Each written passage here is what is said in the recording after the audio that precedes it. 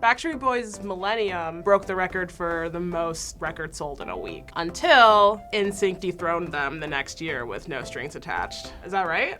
That is right. However, Backstreet Boys are still the best-selling boy band of all time.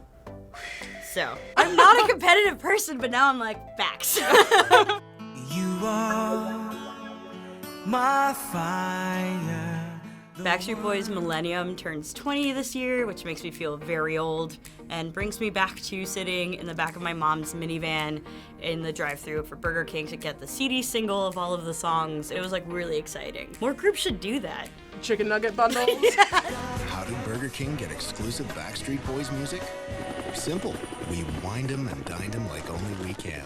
I mean, I just see the I Want It That Way music video of them in the all white.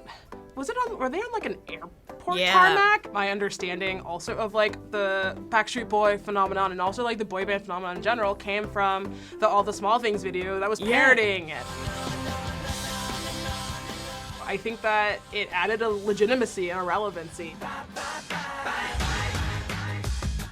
Backstreet Boys had some bangers, NSYNC had better bangers. This is incorrect information. I also think one of the reasons maybe Millennium kind of spoke to so many people and was so popular is that every generation gets their own boy band. Before Backstreet Boys, there was nothing for a really long time. New Kids on the Block had broken up. There maybe wasn't an obvious need, but there was a space to be filled, and they filled it quickly. You guys didn't talk at all. No, we were scared of them, and now they're good friends of mine. Around this time, there's an apparent rivalry between Backstreet Boys and NSYNC. You should like flash some like conspiracy theory warning stuff because it is my true belief as a boy band expert that the rivalry is completely fake. So in the early 90s, there's this dude named Lou Pearlman. He rents out a private jet to New Kids on the Block, thinks, wow, these kids make a lot of money, I can totally do this. And eventually he gets Backstreet Boys together, sends them off to Europe.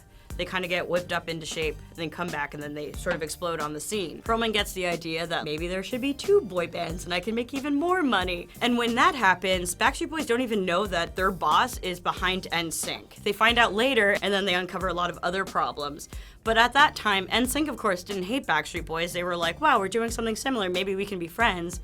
And Backstreet Boys are like, absolutely not. Fuck off. Even though the rivalry was probably incredibly just like orchestrated, Yeah.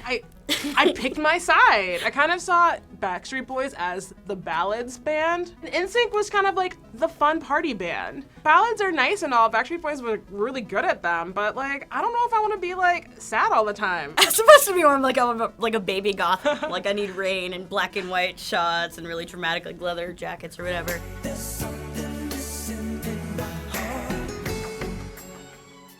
I think that Backstreet Boys took themselves way more seriously. Sure. Boy bands were always going to write about love exclusively, and I felt that like Backstreet Boys did that heavy, and NSYNC would like play with like sexuality more, which I think also can come across in pop songs as more like fun and upbeat. I will say though, NSYNC ballads, nowhere near as good as Backstreet Boys ballads. I mean, I Drive Myself Crazy. I Drive Myself Crazy is just them in an insane asylum. It's really not PC now when you look back at it.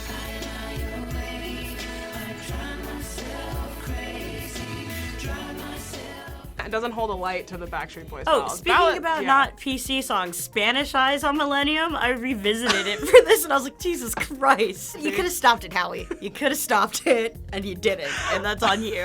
Also, there's that song about the perfect fan that's to their moms, which is like weirdly romantic. I mean, if you were gonna bring one band home to your mom, you're totally gonna bring Backstreet Boys to your Chris mom. Kirkpatrick is not gonna meet anybody's mom. Hell no. Millennium holds up.